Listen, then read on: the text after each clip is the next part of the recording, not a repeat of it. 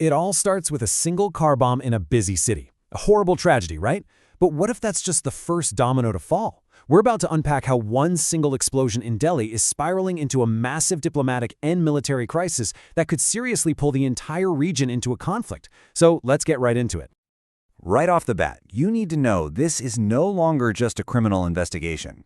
By officially calling this an act of terror, the stakes have just gone through the roof. This is now a full-blown international crisis, and it's pulling superpowers and neighboring countries into a very, very tense standoff.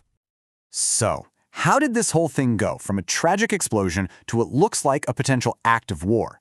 Let's trace the steps of the investigation, and you'll see exactly what evidence flipped the switch and, well, changed everything. Well, the Indian government moved fast to get a handle on the story. They left absolutely no room for doubt, officially calling the explosion a heinous terrorist incident perpetrated by anti-national forces.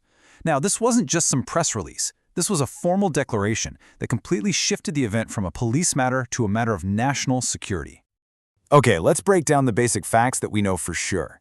The attack itself was a car explosion, and it happened near the famous Red Fort in Delhi.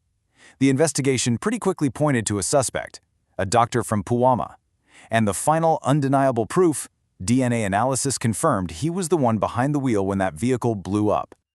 Now let's pivot to the international reaction, which, honestly, kicked off with a really clumsy and controversial response from the United States.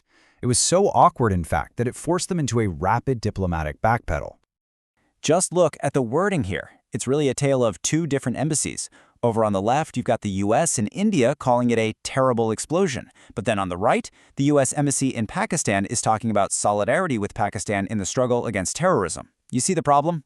This wasn't just some small difference in phrasing. People in India saw it as a major diplomatic slap in the face, and it sparked a ton of public anger. So yeah, that initial mixed message was quickly cleaned up at the very highest level. The U.S. Secretary of State, Marco Rubio, not only confirmed that the U.S. saw this as a terror attack, but then he dropped this bombshell. It has a potential to become something broader.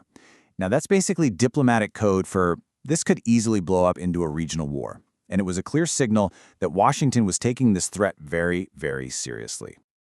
But here's where things get even scarier.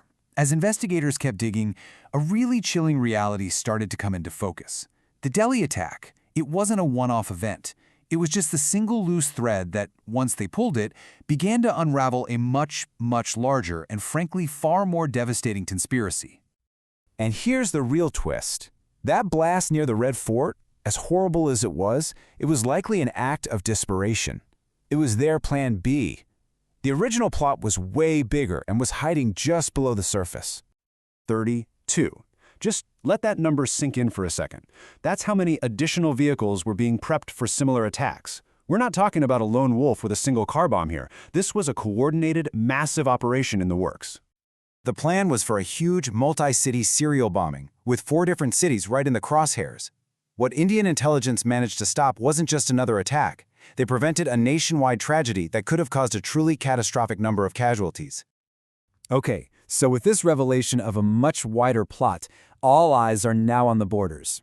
The diplomatic talk is getting sharper, and you've got neighboring countries shifting from just tense words to actual military posturing. This incredibly defiant statement comes straight from Pakistan's defense minister, Khawaja Asif. He's basically signaling that Pakistan is ready for the absolute worst-case scenario, a two-front war, fighting on both their eastern border with India and their western border. It's a crystal-clear message of military readiness. And you know, these aren't just empty words. We're getting reports confirming that Pakistan is backing up its tough talk with action. Tanks and other military hardware are apparently on the move, heading toward both the Indian and Afghan borders. They are actively getting ready for what they seem to think is coming next. And just to add another complicated layer to this whole international puzzle, Turkey has now issued a really firm denial. There have been media reports suggesting they might be involved, but the Turkish government has completely dismissed those claims, calling them a malicious disinformation campaign that's just designed to hurt its relationship with India. So, all of this, it brings us to the most important question of all. With the investigation uncovering this massive plot and neighbors on high alert, the whole world is basically just holding its breath, waiting to see what India is going to do next. So, what is India's goal here? Well, publicly, the language is broad but firm. to free the entire region from the threat of terrorism.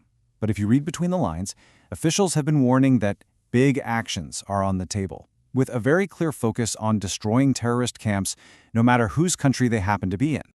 And that right there leaves us with the ultimate dilemma. India is facing enormous pressure to respond, and respond decisively. But the real challenge is, how do you do that without igniting a conflict that could swallow the entire region? It is a dangerous, dangerous tightrope walk. And believe me, the whole world is watching to see if they can make it to the other side.